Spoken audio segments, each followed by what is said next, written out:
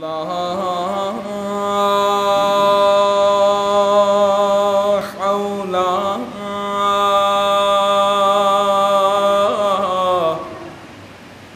ولا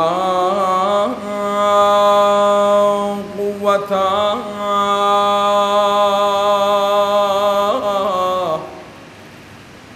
إلا بالله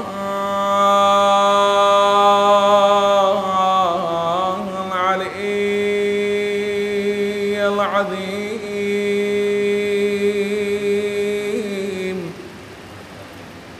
أعوذ بالله من الشيطان الرجيم.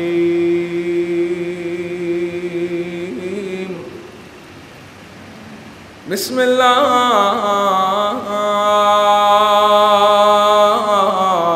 الرحمن الرحيم.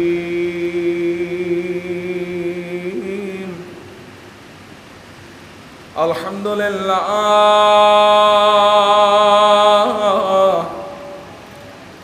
الحمد لله الذي هدانا لهذا وما كنا لنهتدي لولا أن هدانا الله. لقد جاءت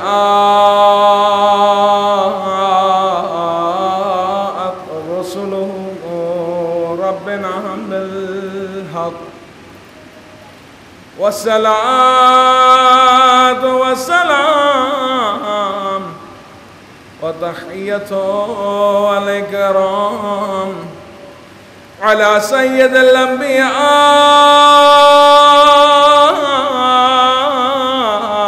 والمرسلين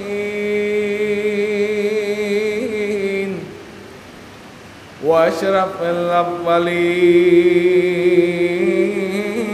والآخرين سيدنا ونبينا وشفيع ذنوبنا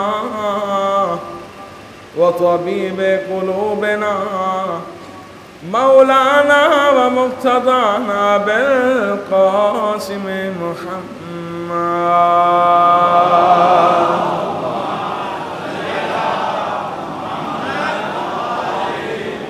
وعلى أهل بيته الطيبين الطاهرين المعصومين المظلومين ولعنة الدائمة على أعدائهم أجمعين من الآن إلى قيام يوم الدين. أما بعد، فقد قال الله تبارك وتعالى في محكم كتابه الكريم والفرقانه الحميد وأصدق الصادقين وقوله الحق.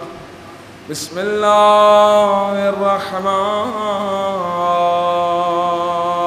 الرحيم.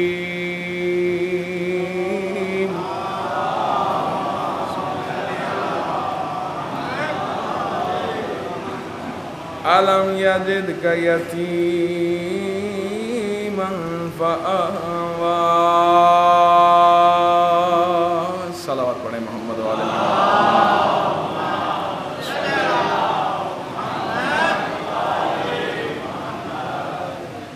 تمام تعریفیں اس ذات پروردگار کے لیے جو تمام عالمین کا رب ہے، جو تمام مخلوقات کا خالق ہے، جو ہم سب کا مالک ہے. وہی ہے جو لائق حمد و ثنا ہے. اسی کے قبضہ قدرت میں ہم سب کی جان ہے. اسی کے حکم سے ہم اس دنیا میں آئے ہیں اور اسی کے بلانے پر اس دنیا سے لوٹ کر چلے جائیں گے.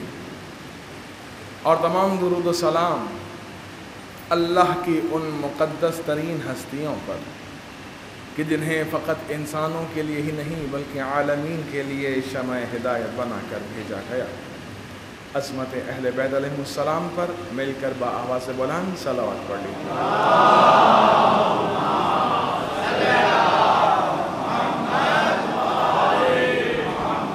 السلام علیکم ورحمۃ اللہ وبرکاتہ۔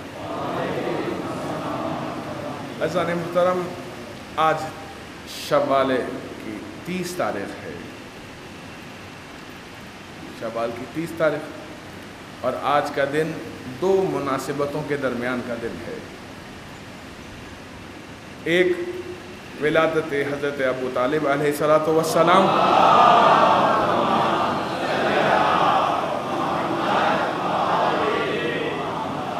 اور پہلی ذیقعد حضرت امام علی رضا علیہ السلام کی بہن حضرت فاطمہ معصومہ سلام اللہ علیہا کی ولادت ہے۔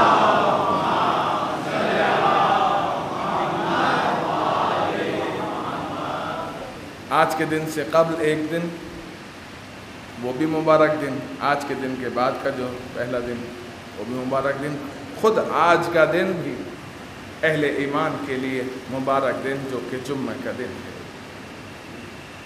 ان مناسبتوں سے آپ کی خدمت میں مبارکباد پیش کرتا ہوں، اور آپ کی جانب سے اور اپنی جانب سے اپنے زمانے کے امام کی خدمت میں ہدیہ تبریک پیش کرتا ہوں۔ اللہم صلی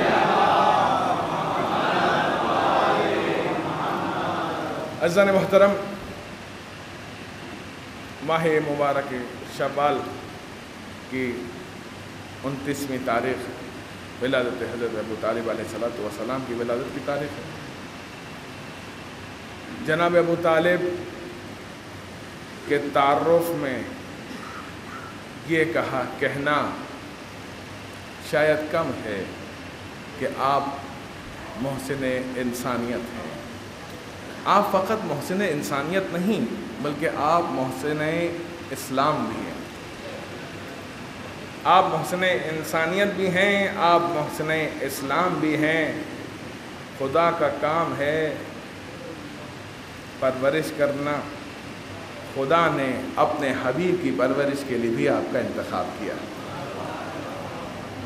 قرآن کریم کی سورہ ضحیٰ کی آیت نمبر 6 میں پروردگار ارشاد فرماتا ہے، الم یجد کا یتیمن فآوا۔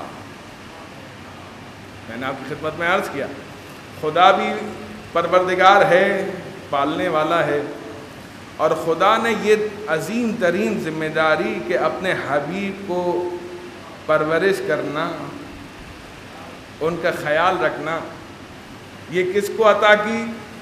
قرآن کہتا ہے الم یجد کا یتیمن فآوا، کیا اس نے آپ کو یتیم پا کر آپ کی پرورش نہیں کی، آپ کو یتیم پایا تو اللہ نے آپ کو پناہ دی، آپ کی پرورش کی۔ کس کے ذریعے سے؟ جناب ابو طالب علیہ السلام کے ذریعے سے۔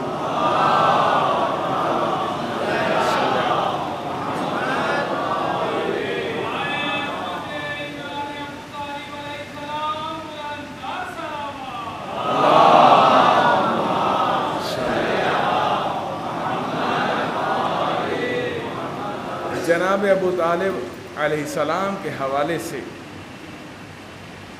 حدیث قدسی میں بیان ہوا کہ جبرائیل اللہ کے رسول کی خدمت میں حاضر ہوئے اور حاضر ہو کے کہا کہ اے اللہ کے رسول، اللہ کی طرف سے سلام قبول کیجئے۔ اور اللہ نے، آپ دیکھیے حدیث قدسی کے کتنے خوبصورت جملے ہیں، اللہ نے ان پر جن کے صلب میں آپ رہے، جن کی کوکھ میں آپ رہے، یا جن کی آغوش میں آپ رہے، ان سب پر جہنم کی آگ کو حرام قرار دیا ہے۔ اللہ کے رسول نے وضاحت ہمارے لیے طلب کی تو جبرائیل نے کہا آپ اپنے والد گرامی کے صلب میں رہے، اجداد کے صلب میں رہے، پھر اپنی مادر گرامی کے آغوش میں رہے، بی بی آمنہ کی آغوش میں رہے، اور پھر اپنے دادا، اپنے چچا اور اپنی چچی کے آغوش میں پلتے رہے، تو پروردگار نے ان پر سے جہنم کی آگ کو حرام کر دیا ہے۔ عجیب بات ہے، آج بھی ناصبی اس بات پر اصرار کرتے ہیں، بحث کرتے ہیں، حضرت ابو طالب کے ایمان کے اوپر بحث کرتے ہیں، جن کی گود میں پل کر اسلام بڑا ہوا، آج بھی ان کے مسلمان ہونے پر سوال کرتے ہیں۔ بہت خوبصورت جملہ مفتی حنیف قریشی نے جو ہے وہ ٹی وی پر ادا کیا، اس کو کوٹ کیا جانا چاہیے، اور وہ کوٹ کیا جانا چاہیے اس طرح کہ جب ان سے سوال کیا گیا کہ یہ بتائیے کہ جناب ابو طالب سے دشمنی کس بات پر ہے، تو انہوں نے اس کے جواب میں کہا کیونکہ وہ علی بن ابی طالب کے والد ہیں۔ یا حضرت محترم، جناب ابو طالب کا جرم کیا بنا کہ وہ کس کے والد ہیں؟ حضرت علی کے والد۔ اور امام حسین کا جس طرح سے جرم بنا کہ وہ کس کے فرزند ہیں؟ وہ علی کے فرزند۔ یہی تو تھا بدر اور جو دیگر جنگ میں جن میں ان کے آباء و اجداد کو قتل کیا امیر کائنات نے، اس کا بدلہ آوازیں بلند کر رہے تھے میدان کربلا میں کہ آج ہم نے بدر کا بدلہ لے لیا، فلاں یہ سب۔ عزیزان، عرض خدمت یہ ہے کہ وہ عظیم شخصیت کہ اتنے بھائی ہونے کے باوجود جناب ابو طالب کو یہ ذمہ داری سونپی گئی، آسان ذمہ داری نہیں تھی۔ پوری دنیا کے اس وقت کے طاغوت اور ایجنٹ اس کوشش میں تھے کہ کسی طرح اس چراغ ہدایت کو بجھا دیا جائے، لیکن حضرت ابو طالب نے اس طرح سے آپ کی پرورش بھی کی، آپ کی حفاظت بھی کی کہ پروردگار نے آپ کے عمل کو اپنا عمل قرار دے دیا۔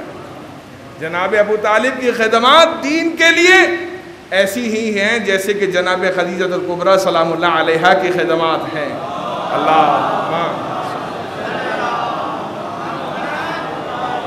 خدا کی قسم، اگر خدیجہ کا مال نہ ہوتا اور ابو طالب کی نصرت اور حمایت نہ ہوتی تو کبھی بھی دین پروان نہیں چڑھتا، کبھی دین پروان نہیں چڑھتا۔ دین پر احسان ہے تو مال خدیجہ کا ہے اور حمایت ابو طالب کا۔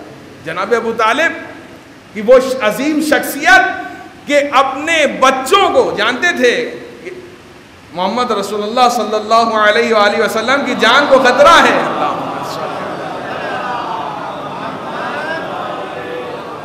جانتے تھے کہ آپ کی جان کو خطرہ ہے، تو کیا کرتے تھے؟ روز اپنے بیٹے کو اپنے بیٹوں میں سے رسول اللہ کے بستر پر سلایا کرتے تھے۔ کیوں سلاتے تھے؟ کہ اگر حملہ ہو تو میرا بچہ قربان ہو جائے، لیکن محمد میرا بھتیجا محفوظ ہو جائے۔ عزیزان، یہی فداکاری کی تو تربیت دے رہے تھے۔ جناب ابو طالب اپنی اولاد کو فداکاری کی تربیت دے رہے تھے کہ اگر کبھی موقع ملے اور کبھی موقع ہوا اسلام اور اپنے بھائی اپنے مولا کی نصرت کا، تو شب ہجرت بستر پر لیٹ جانا، اپنے آپ کو قربان کر دینا۔ اور اللہ کو اتنی پسند آئی یہ ادا کہ قرآن کریم میں ارشاد فرمایا وَمِنَ النَّاسِ مَن يَشْرِي نَفْسَهُ ابْتِغَاءَ مَرْضَاتِ اللَّهِ، کہ شب ہجرت علی کا سونا اتنا پسند آیا کہ علی سے تجارت کر لی، علی سے تجارت کر لی کہ تم اپنی اطاعت ہمیں دے دو، ہم سے نفس ہمارا لے لو۔ علی کون؟ جو نفس اللہ ہیں۔ علی کون؟ جو نفس رسول اللہ ہیں۔ علی کون؟ جو وجہ اللہ ہیں۔ علی کون؟ جو عین اللہ ہیں۔ علی کون؟ جو لسان اللہ ہیں۔ اسی علی کے والد کا نام ابو طالب ہے۔ صلوات پڑھیے محمد و آل محمد۔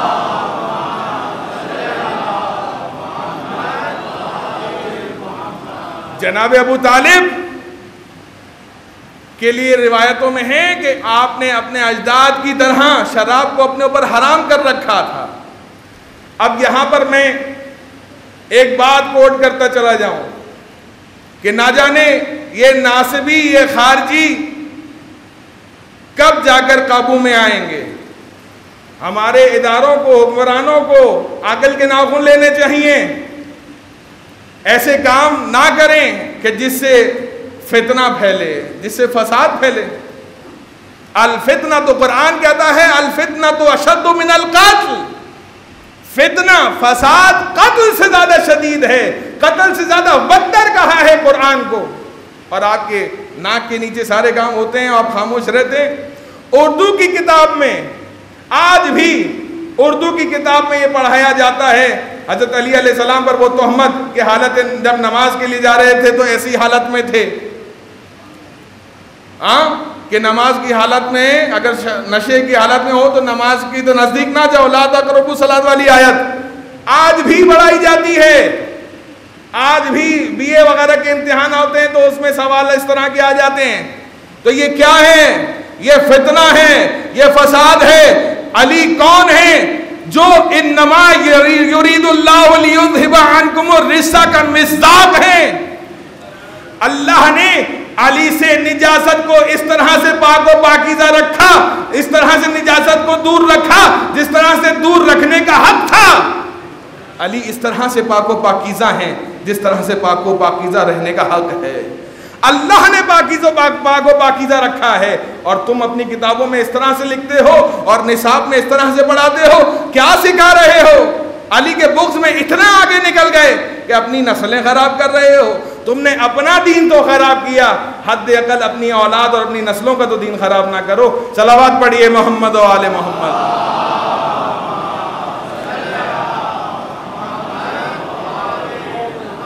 بس اتنا ہی جملہ کہوں گا کہ اس طرح کی چیزیں نہیں ہونی چاہیے۔ جب ہوں گی تو پھر مشکلات اور مسائل بڑھ جائیں گے، حل نہیں ہوں گے۔ پھر اس کی ذمہ داری خود ان افراد پر ہے جو اس کے ذمہ دار ہوتے ہیں۔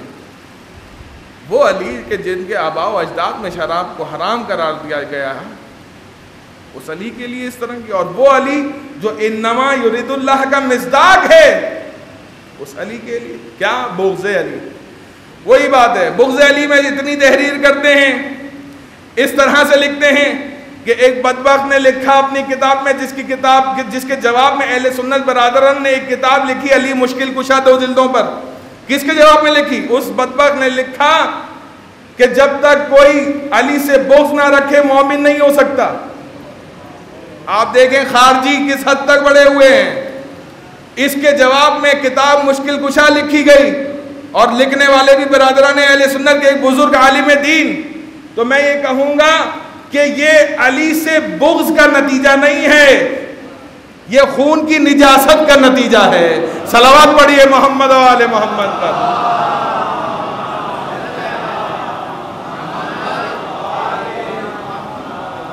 عزیزان محترم، کیونکہ آل محمد خود پاک و پاکیزہ ہیں، ان کی محبت اور مودت خود پاک و پاکیزہ ہے۔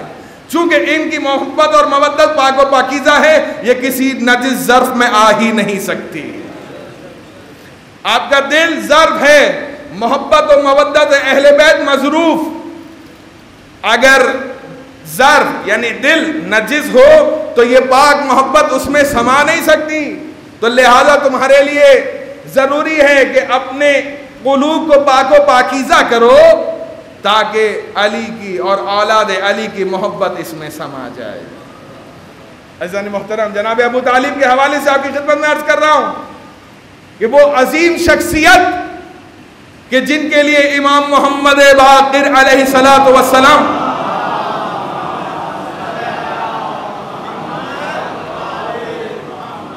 سے جب حضرت ابو طالب کے ایمان کے بارے میں سوال کیا گیا تو جناب ابو طالب کے ایمان کے بارے میں امام محمد باقر ارشاد فرماتے ہیں کہ ساری خدائی کا ایمان ایک طرف ہو اور ہمارے جد حضرت ابو طالب کا ایمان ایک طرف ہو، ساری خدائی کا ایمان ایک طرف، ہمارے جد ابو طالب کا ایمان ایک طرف۔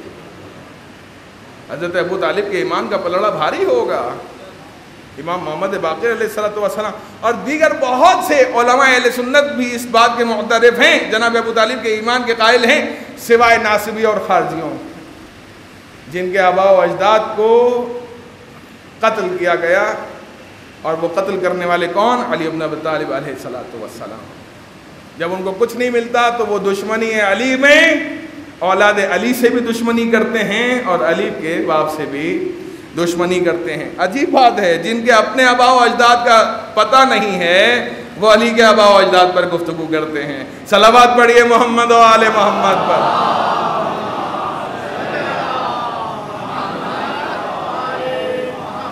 عزیزان محترم، آپ قریش کے قبائل میں قبیلہ بنی ہاشم، جس کے سردار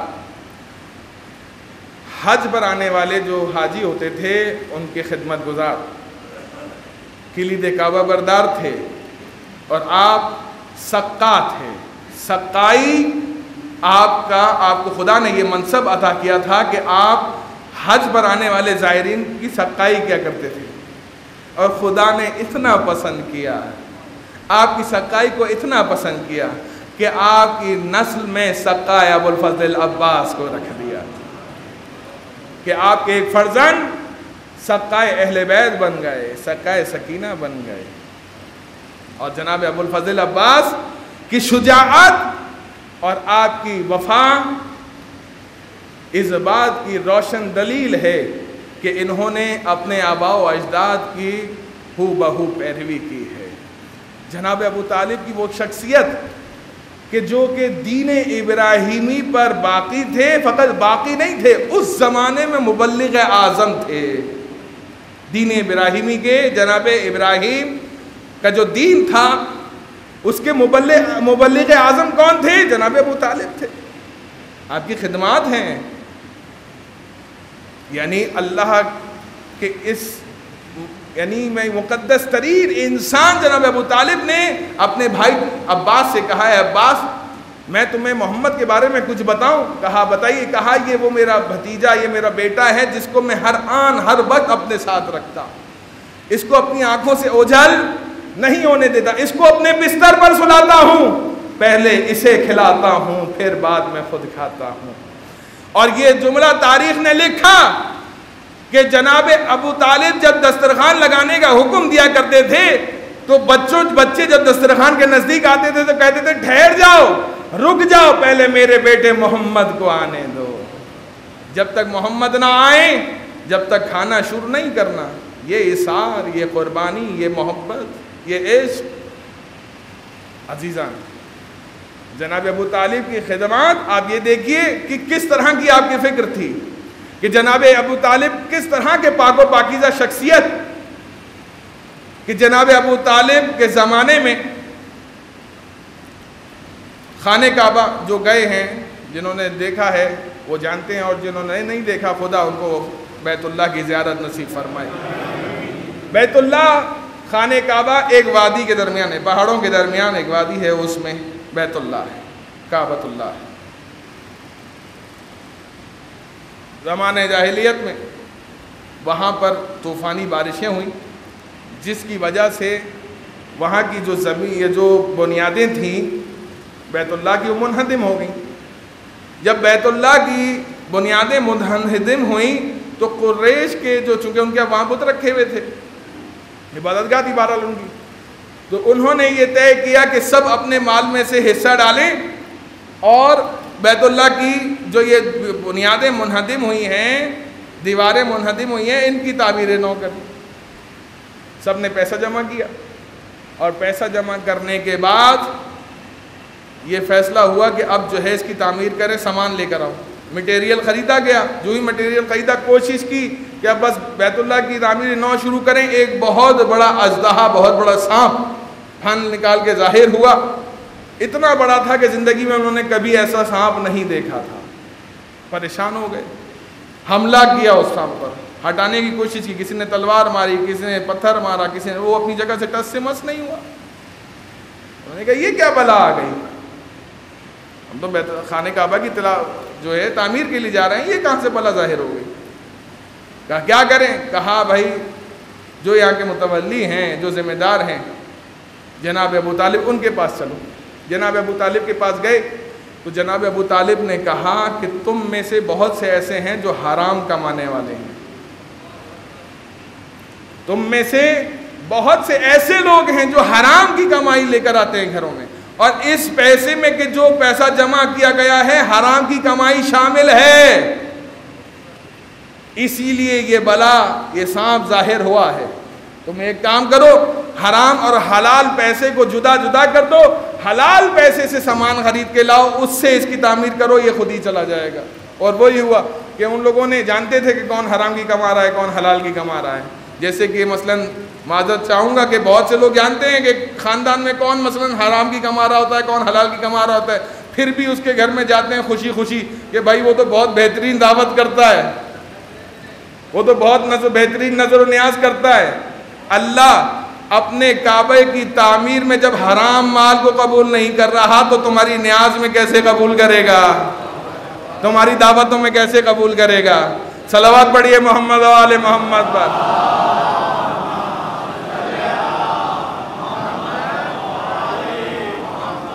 عزیزان محترم، لہٰذا پاک و پاکیزہ مال مساجد میں خرچ کر رہے ہیں تب بھی پاک و پاکیزہ مال استعمال کرنا چاہیے، امام بارگاہوں میں خرچ کر رہے ہیں تب بھی پاک و پاکیزہ مال خرچ کر رہے ہیں، کرنا چاہیے۔ اور اگر علم لگا رہے ہیں کہیں علم مبارک تب بھی آپ کو پاک و پاکیزہ مال، حتیٰ کہ مجلس کر رہے ہیں۔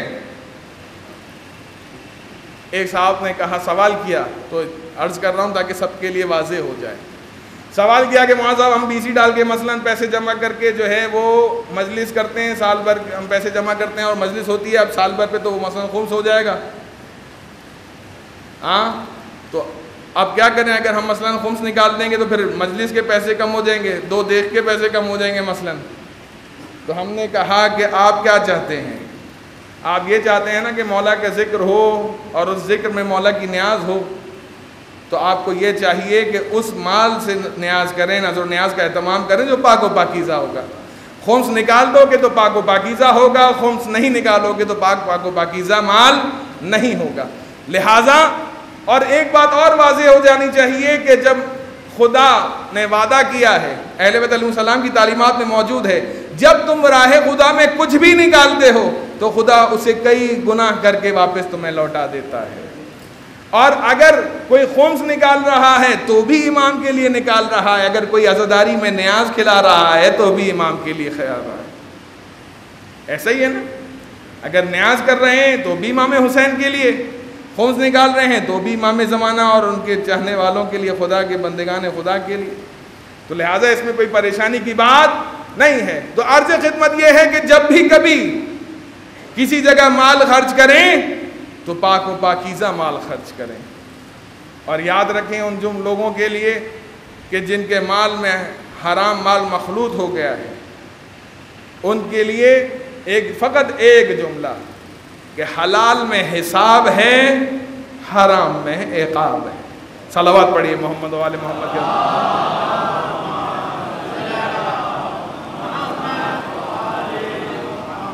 عزیزان محترم، جناب ابو طالب کی ہدایت پر قریش کے قبیلوں نے حرام کو حلال الگ کیا، حلال کو الگ کیا، حلال مال سے مٹیریل خریدا اور خانہ کعبہ کی تعمیر نو کی، اور وہ بلا خود ہی دور چلی گئی۔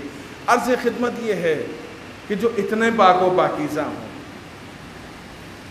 جو ان تمام چیزوں کا لحاظ رکھتے ہوں، دنیا نے ان کو، ان ناصبیوں نے، ان خارجیوں نے ان کے ایمان کو متنازع بنانے کی کوشش کی۔ جو روایت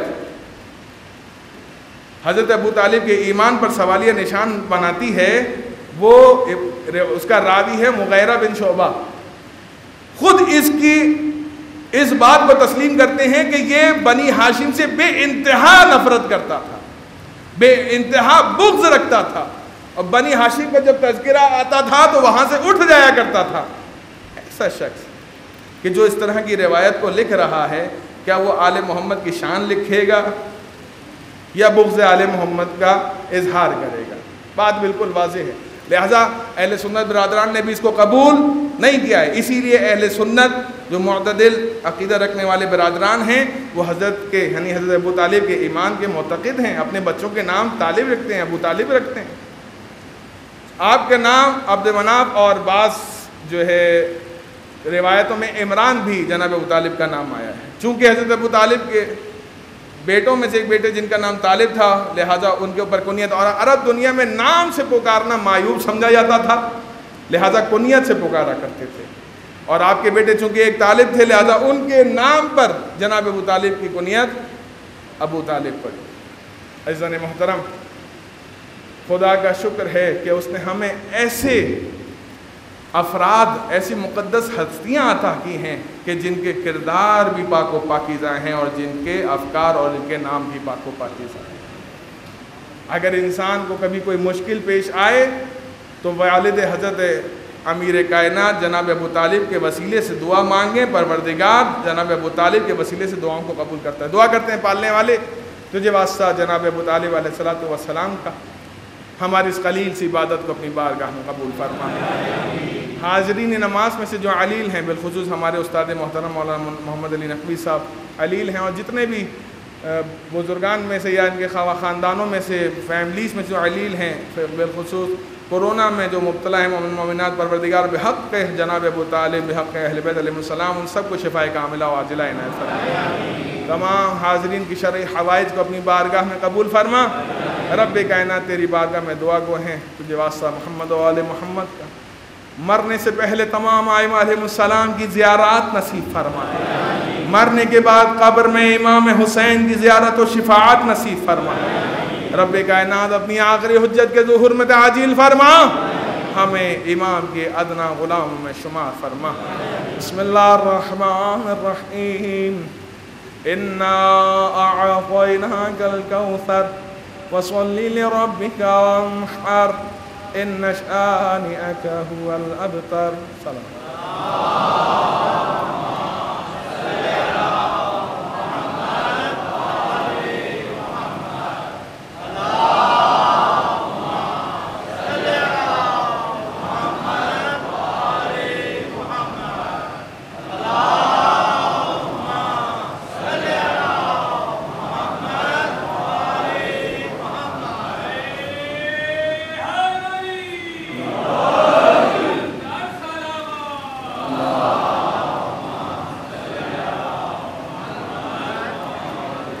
اعوذ باللہ من الشیطان الرجیم، بسم اللہ الرحمن الرحیم، الحمد للہ رب العالمین، اللہم لک الحمد بدیع السماوات والارض الجلال والاکرام، رب الارباب وإله كل مخلوق وخالق كل مخلوق وبارئ كل شيء ليس كمثله شيء وهو بكل شيء محيط، أنت الله لا إله إلا أنت الأحد المتوحد الفرد المتفرد وأنت الله لا إله إلا أنت الكريم المتكرم العظيم، والصلاة والسلام على محمد النبي الرحمة سيد المرسلين وعلي بن أبي طالب سيد الوسيكين وفاطمة الزهراء سيدة النساء العالمين وحسن المجتبى وحجة الله على الخلق أجمعين والحسين الشهيد المظلوم وأمير المؤمنين وعلي بن الحسين زين العابدين ومحمد بن علي باقر الأولين والآخرين وجابر بن محمد الصادق الصديق المقتدي بآبائه الصالحين وموسى بن جعفر الكاظم من أولاد النبي وعلي بن موسى الرضا من اعتراض البررة المتقين وأحمد بن علي الجواد ولي المؤمنين وعلي بن محمد السراج المنير إمام الخاشعين والحسن بن علي سيد الأوصياء المجتهد والخلف القائم المهدي المنتظر الحجة بعد آبائه على خلق المؤدي عن نبيك وارث علم الماضين من الوصيين الذي ببقائه بقيت الدنيا وبيمنه رزق الورى وبجوده وثبت الأرض والسماء وبه يملأ الله الأرض قسطا وعدلا كما ملئت ظلما وجورا عجل لنا اللهم ذورا إنهم يرونه بعيدا ونراه قريبا برحمتك يا أرحم الراحمين۔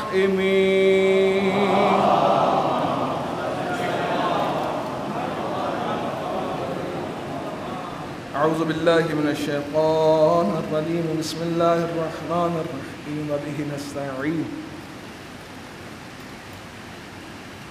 عزیزان محترم، آج شوال کی 30 تاریخ ہے پر انشاءاللہ کل سے ماہ ذیقعد شروع ہو جائے گا۔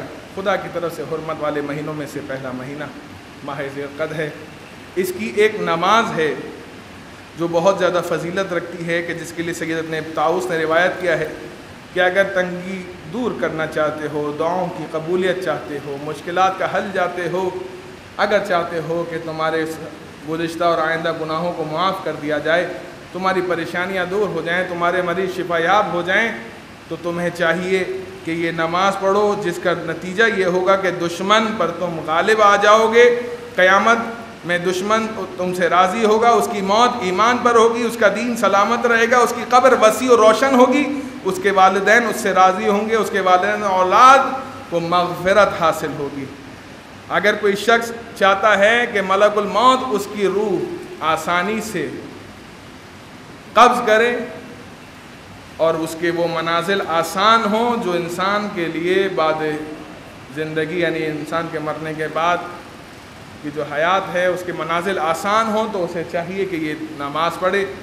اتوار کے دن غسل اور وضو کر کے 4 رکعت نماز ہے، کلاً 4 رکعت نماز ہے اتوار کے دن، یعنی ذیقعد کی مثلاً کل پہلی تاریخ ہوگی، اس کے بعد اتوار والا یہ پہلا اتوار پڑے گا، تو اتوار کے دن غسل کرے، وضو کر کے 4 رکعت نماز پڑھے، جس کی ہر رکعت میں سورہ الحمد کے بعد 3 مرتبہ سورہ اخلاص قل هو اللہ احد کی تلاوت کرنی ہے، اور ایک مرتبہ سورہ فلق اور سورہ ناس کی تلاوت کرنی ہے۔ اس کے بعد 70 مرتبہ استغفر اللہ، اور پھر ایک دعا ہے اس کے بعد لا حول ولا قوت الا باللہ العلی العظیم، آخر میں یا عزیز و یا غفار اغفر لی ذنوبی و ذنوب جمیع المؤمنین والمؤمنات فإنہ لا یغفر الذنوب الا انت۔ یہ مفاتیح الجنان میں آپ کو اس کی تفصیل مل جائے گی، میں صرف حوالہ دے کر بات کو آگے بڑھا رہا ہوں۔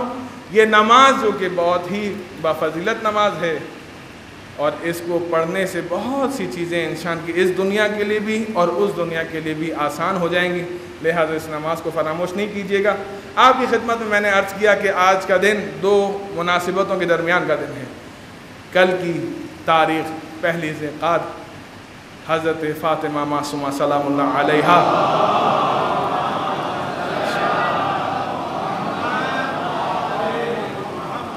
جو امام موسیٰ کاظم کی دختر نیک اختر اور امام علی رضا علیہ السلام کی بہن ہے،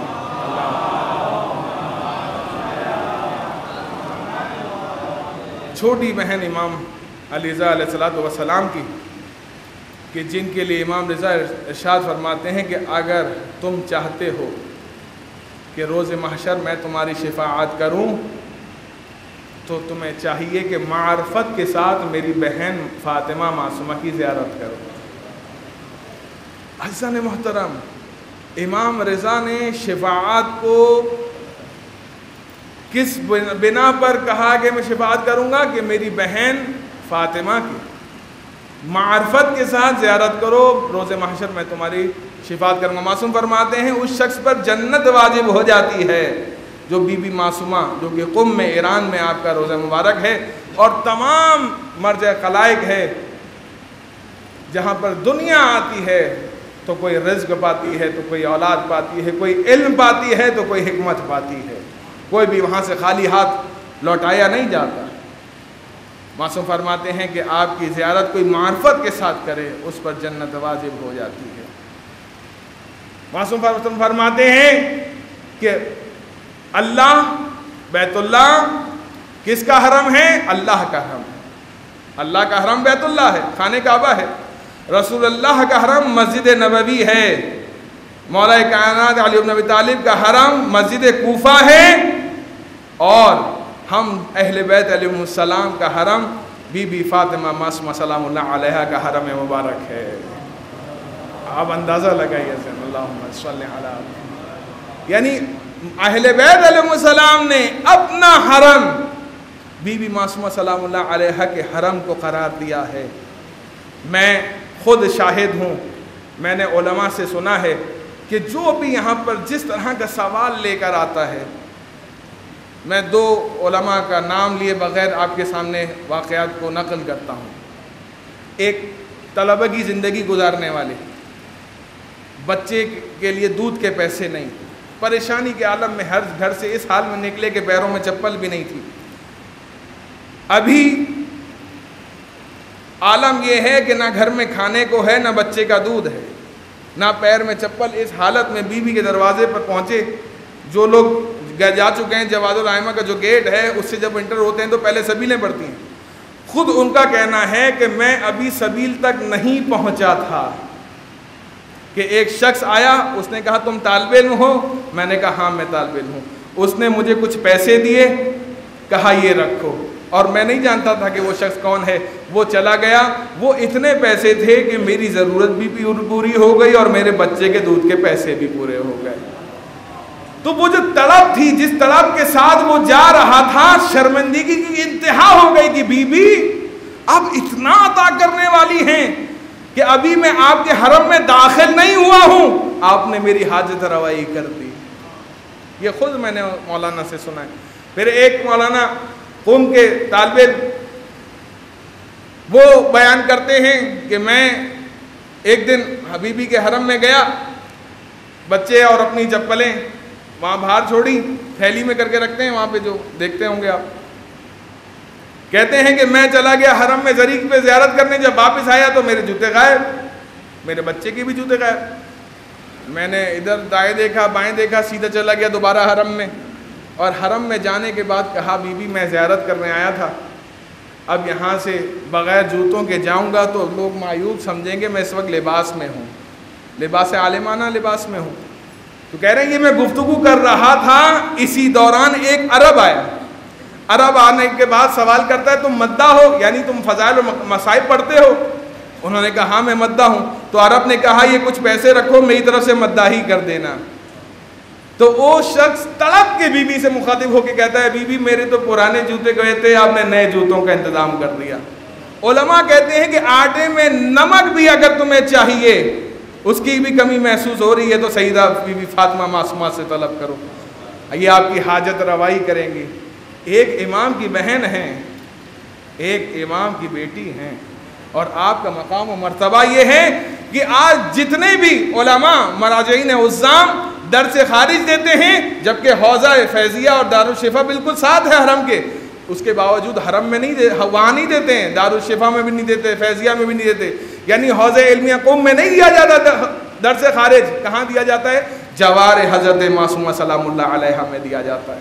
اور ان کا کہنا یہ ہے، جب ان سے سوال کیا جاتا ہے کہ مدرسے تو وہ ہیں، حوضے اور مدارس تو وہ ہیں، تو آپ یہاں پر کیوں بالخصوص شبستان میں، مطلب شبستان نمبر 3 میں 4 میں 5 میں مثلا جو ہے وہ در سے خارج ہوتے ہیں؟ تو اس کے جواب میں کہا جاتا ہے کہ ہم چونکہ چاہتے ہیں کہ ہم فیض حاصل کریں بی بی معصومہ سے، لہٰذا ان کے فیوض اور برکات کو حاصل کرنے کے لیے ہم بی بی کے حرم میں جو ہے در سے خارج دیتے ہیں۔ عظمت بی بی فاطمہ معصومہ سلام اللہ علیہا پر مل کر بآواز بلند صلوات پڑھ لیجیے۔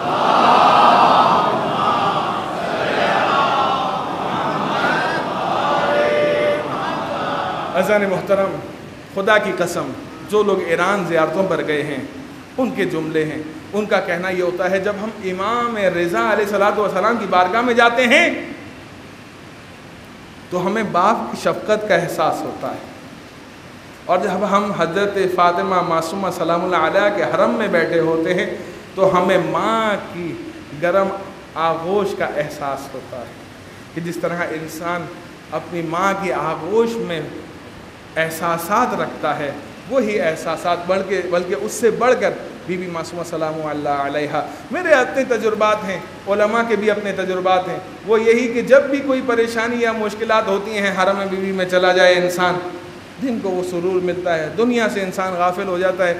وہ مشکل اور پریشانیاں جو اس کو گھیرے ہوئے تھیں جب تک وہ حرم میں رہتا ہے، وہ مشکل اور پریشانیوں کا اسے خیال بھی نہیں آتا، اور جب وہ وہاں سے باہر نکل جاتا ہے تو حرم کی برکت سے، بی بی معصومہ سلام اللہ علیہا کے پاک برکت سے، پاک وجود کے برکت سے وہ پریشانی اور مشکلات دور ہو جاتی ہیں۔ دعا کرتے ہیں پالنے والے تجھے واسطہ محمد و آل محمد کا، ہم سب کو بار بار اہل بیت علیہ السلام کی مزارات اور ان کے حرم کی زیارت نصیب فرما۔ پروردگار تجھے واسطہ محمد و آل محمد کا، تجھے واسطہ چار معصوم علیہ السلام کا، تمام حاضرین نماز کی شرعی حوائج کو اپنی بارگاہ میں قبول فرما۔ پروردگار جو مومنات بے اولاد ہیں بی بی معصومہ سلام اللہ علیہ کے صدقے میں ان سب کو اولاد کثیر صحیح و سالم عنایت فرما۔ رب کائنات تجھے واسطہ محمد و آل محمد کا، جو والدین اپنے بچوں کے رشتوں کے مسائل میں مبتلا ہیں ان کے مسائل کو حل فرما۔ جو بے گناہ اسیر ہیں پروردگار، جن کے بچے بے گناہ اسیر ہیں ان سب کو رہائی عنایت فرما۔ پروردگار تجھے واسطہ محمد و آل محمد کا دشمنان اہل بیت، دشمنان اسلام، دشمنان پاکستان کو نیست و نابود فرما۔ مقامات مقدسہ کی حفاظت فرما۔ رب کائنات تیری بارگاہ میں دعا گو ہیں، پالنے والے جو بے گھر ہیں ان کو گھر کی نعمت عنایت فرما، اس گھر میں عزائے شبیر منانے کی توفیق عنایت فرما۔ رب کائنات مرنے سے پہلے تمام ائمہ علیہ السلام کی زیارات نصیب فرما، مرنے کے بعد قبر میں امام حسین کی زیارت و شفاعت نصیب فرما۔ پالنے والے اپنی آخری حجت کے ظہور میں تعاجل فرما، ہمیں امام کے ادنا غلاموں میں شمار فرما۔ ان اللہ و ملائکتہ یصلون علی النبی یا ایھا الذین آمنوا صلوا علیہ وسلموا تسلیما۔